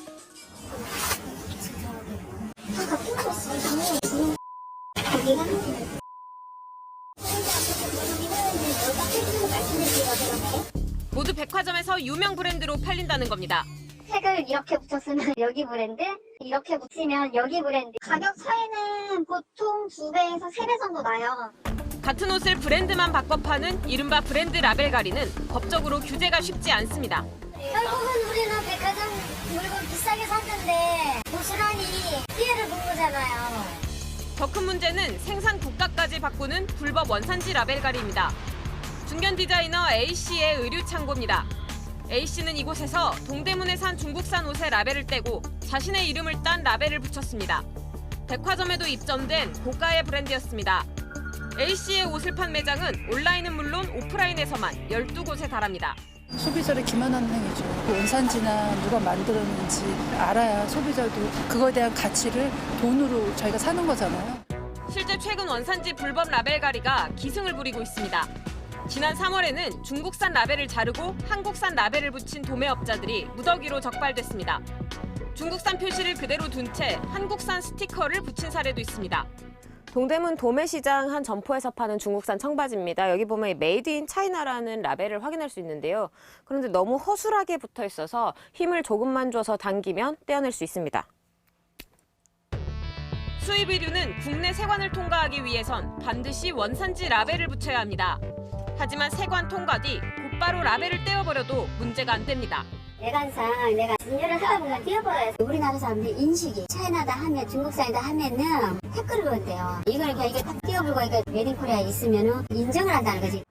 라벨을 전문으로 취급하는 업체들이 모인 골목인데요. 이 점포들 곳곳에 이렇게 원산지 표시 라벨 가리를 하지 않는다는 안내문이 붙어 있습니다. 단속이 심해지자 업체들이 스스로 내건 안내문입니다. 하지만 업체들은 라벨을 뗀 채 가져온 옷들은 어쩔 수 없다는 입장입니다. 중국에서 왔는지 어디서 왔는지 모르는지 우리는 아무것도 몰라요. 동대문 도매상가에 진열된 신발들입니다. 대부분 원산지를 새겨놓거나 쉽게 지워지지 않도록 인쇄돼 있습니다. 하지만 원산지를 아예 표기하지 않거나 쉽게 뗄 수 있는 스티커로 붙인 경우도 있습니다. 손으로 문지르자 원산지를 적은 글자가 지워지기도 합니다. 국산 수제화업자들은 피해를 호소합니다. 우리도 수제화요 이러고 옆에서 싼 중국 거라든가 뭐 이런 데가 판단 말이에요. 근데 소비자들은 몰라요. 기본적인 페어플레이 할 수 있는 장이 안 만들어졌더라고요. 라벨 부착을 상인들의 양심에 맡기는 동안 소비자 신뢰는 무너지고 결국 그 피해가 다시 상인들에게 돌아가고 있습니다. 쉽게 정확한 정보를 얻을 수 있도록 제도적 보완이 필요해 보입니다. 밀착 카메라 윤재영입니다. 사고로 두 다리가 마비가 돼서 휠체어를 타고 생활을 해온 한 남성이 로봇을 입고 걷고 있습니다. 보다 더 많은 장애인들이 경험을 할 수 있길 바라고 있습니다. 정영재 기자가 전해드립니다. 앉았다 일어나고 계단을 내려가고 비장애인에게는 일상이지만 김병욱 씨에게는 늘 반복해야 하는 훈련입니다. 로봇과 함께 두 다리로 처음 걸었을 때의 기분을 김 씨는 지금도 잊지 못합니다. 허리가 쫙 펴지면서 다리가 쭉 펴지는 순간 윗공기가 이렇게 맑다는 것을 새삼 느끼게 되었고요. 21년 전 김 씨는 대구에서 뺑소니 사고를 당했습니다. 두 다리가 마비돼 휠체어를 타야 했지만 걷고 싶다는 꿈을 놓지 않았습니다. 그러던 중 친구 소개로 웨어러블 로봇 조종사에 지원하면서 인생이 바뀌었습니다. 3년 전 스위스에서 열린 로봇 월드컵 장애물 경기에서 3등을 거머쥐었습니다. 내년 대회에서 우승까지 노리고 있는 김 씨는 이제 다른 꿈도 생겼습니다. 다른 장애인들과 함께 걷는 겁니다. 누구랑 시선을 맞대면서 담소를 나누면서 걸을 수 있는 게 엄청 대단한 행복이고 기쁨이었습니다. 입는 로봇은 현재 일부 병원에서 재활 목적으로만 사용됩니다. 값이 비싸고 의료보험 적용도 안 돼 사용하기도 쉽지 않습니다. 또 입는 로봇에 대한 인증 기준조차 아직 없어 정부 지원이 시급하다는 지적입니다. JTBC 정영재입니다. 이동국 선수가 축구하면서 이런 경우는 처음이라고 말한 골이 나왔습니다. 프로축구에선 0대4로 지다가 5대4로 뒤덮은 경기도 이어졌습니다. 백수진 기자가 전합니다. 경기가 시작되고 1분이 흘렀을까. 전북 이동국은 정말 눈앞이 번쩍했습니다. 수원 골키퍼 노동건이 멀리 차낸 공이 얼굴을 그대로 때렸는데 그 뒤엔 아파해야 할지 기뻐해야 할지 표정을 어찌할 수 없었습니다. 황당한 행운의 골, 여기저기서 웃음이 번졌습니다. 프로축구 선수로 22년을 뛰면서 처음 넣은 얼굴골. 득점하는 건 늘 기쁘지만 이럴 때 골 세리머니를 하는 건 상대팀의 예의가 아니라며 자제했습니다. 이동국은 경기가 끝나고선 상대 골키퍼에게 얼굴 괜찮냐며 위로를 받은 골이었다고 털어놨습니다. 20세 이하 월드컵에서 준우승을 이끈 수문장 이광현. 프로축구에선 호된 신고식을 치렀습니다. 한 골 한 골 쌓이더니 후반 중반까지 포항에 4골이나 얻어맞았습니다. 후반 25분 힘겹게 얻은 강원의 만회골. 그래도 승부를 되돌릴 수 없다고 생각했습니다. 그러나 한 골을 또 넣은 뒤 맞이한 4분의 추가 시간. 진짜 기적은 이때부터 시작됐습니다. 조재환이 2분 사이 2골을 쏟아내 승부를 원점으로 돌리더니 종료 직전 정조국이 머리로 결승골까지 낚았습니다. 0대4가 5대4로 바뀐 경기. 프로축구에선 처음 있는 일이었는데 해외 언론에서도 축구 역사상 최고의 역전승이란 찬사가 뒤따랐습니다. JTBC 백수진입니다. 은퇴한 지 5년, 최근 아이스쇼로 돌아왔던 김연아가 어제는 올림픽의 얼굴로 나섰습니다. 국제올림픽위원회 IOC가 창립 125주년을 맞아서 올림픽의 전설 35명을 초대했는데요. 물론 김연아가 빠질 리 없죠. 온누리 기자입니다. 얼음 위를 떠났어도 김연아는 여전하다는 말이 쏟아졌던 6월의 아이스쇼. 발랄한 소녀로 우아한 여인으로 변신했던 김연아는 이번엔 올림픽 역사를 수놓은 전설로 초대장을 받았습니다. 올해 125주년을 맞은 국제올림픽위원회 IOC는 35명의 전설을 초대했고 체조의 코마네치, 피겨의 비트와 함께 김연아도 포함됐습니다. 2010년 밴쿠버 올림픽 금메달과 4년 뒤 소치 올림픽 은메달, 두 차례 올림픽에서 단 하나의 실수도 없었던 완벽한 연기, 그 강렬했던 순간들을 잊지 못한 겁니다. 김연아는 IOC 새 건물에 걸릴 오륜기를 직접 운반했고 올림픽을 꿈꾸는 선수들의 본보기로 무대에도 올랐습니다. Yuna, yourself, you are a hero for many kids, for young generations. Just like I was inspired by them, so hopefully I can inspire young generation. 앞서 올림픽 미디어 시상식에선 토마스 바흐 IOC 위원장과 함께 최고상을 전달하는 시상자로도 나섰습니다. 김연아는 선수라는 이름표를 뗀 뒤 이곳저곳에서 이름이 불려지고 있습니다. 평창 올림픽이 끝난 뒤에도 피겨스케이팅을 통해 국제사회와 끈을 이어가면서 올림픽의 열정을 공유하는 일에도 IOC와 함께하고 있습니다. JTBC 온누리입니다. 이탈리아 밀라노와 코르티나 단페초가 2026년 동계올림픽 개최지로 확정됐습니다. 국제올림픽위원회의 이번 결정에 따라 쇼트트랙과 피겨스케이팅 등은 밀라노에서, 썰매와 여자 알파인 스키 등은 코르티나 단페초에서 열리게 됐습니다. JTBC는 2026년 동계올림픽부터 2032년 하계올림픽까지 모두 4차례 동하계올림픽을 중계합니다. 북한 4.25 체육단 소속 배구팀이 어제 인도네시아 국가체육위원회가 개최한 아시안 피스컵 남북한 경기에서 경기도 화성시청 남자 배구팀을 세트스코어 3대2로 물리쳤습니다. 4.25 체육단은 자카르타 스포츠 퍼르타미나에서 열린 경기에서 한국팀의 첫 세트를 먼저 뺏겼지만 5세트까지 가는 접전 끝에 승리했습니다. 오늘 오전 11시에는 경기도 수원시청 여자 배구팀과 북한 4.25 체육단 소속 여자 배구팀의 경기가 예정돼 있습니다.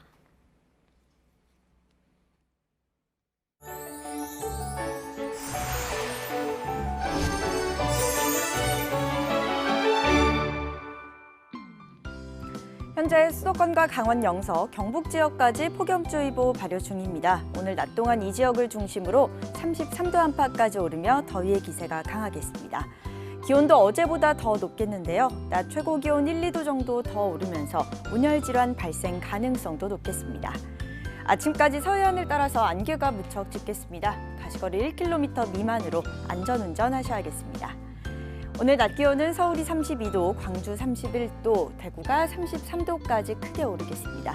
북한도 대부분 30도 안팎으로 우리나라와 비슷하겠습니다. 내일부터 남부지방과 제주에는 장맛비가 시작되겠습니다. 장마전선의 위치에 따라 비가 오는 지역과 비의 양도 변동이 크니까요. 계속해서 관련 정보 잘 확인하시기 바랍니다. 기상정보였습니다. 아침엔 뉴스워치, 오늘 하루 관심 있게 지켜봐야 할 뉴스를 중심으로 끝으로 정리해드립니다. 도널드 트럼프 미국 대통령이 이란에 대한 추가 제재 명령에 서명했습니다. 이란의 최고 지도자를 직접 겨냥했습니다. 이란의 주권은 물론 통치 체제 자체를 테러 조직으로 치부하겠다는 정치적 선언입니다. 국제사회는 사소한 실수가 전쟁으로 이어질 수 있다며 우려하고 있습니다. 나흘 뒤인 오는 토요일에 트럼프 대통령이 우리나라에 와서 이틀간 머뭅니다. 비무장지대를 찾게 될지 관심입니다. 그에 앞서 비건 대북 특별대표는 모레 방한해서 한미 정상회담 의제 등을 조율할 예정입니다. 어제 극적으로 이루어졌던 국회 정상화 합의가 2시간 만에 백지화됐습니다. 선거제와 개혁법안, 패스트트랙 등 핵심 쟁점에 대한 의견 차이가 드러나 여야 협상은 더 어두워졌습니다. 정부가 요구해온 7월 추가 경정 예산안 처리도 사실상 힘들어졌다는 관측입니다. 집배원들의 사망이 이어지면서 인력을 늘리고 주 5일제를 보장해 줄 것을 요구하고 있는 노조의 파업 찬반 투표 결과가 오늘 나옵니다. 통과가 된다면 우정사업 역사상 처음으로 총파업이 다음 달 9일에 시작이 됩니다. 오늘 전해드릴 소식은 여기까지입니다. 네, 이상으로 JTBC 뉴스 아침엔 화요일 순서 모두 마치겠습니다. 건강한 하루 보내시기 바랍니다. 고맙습니다.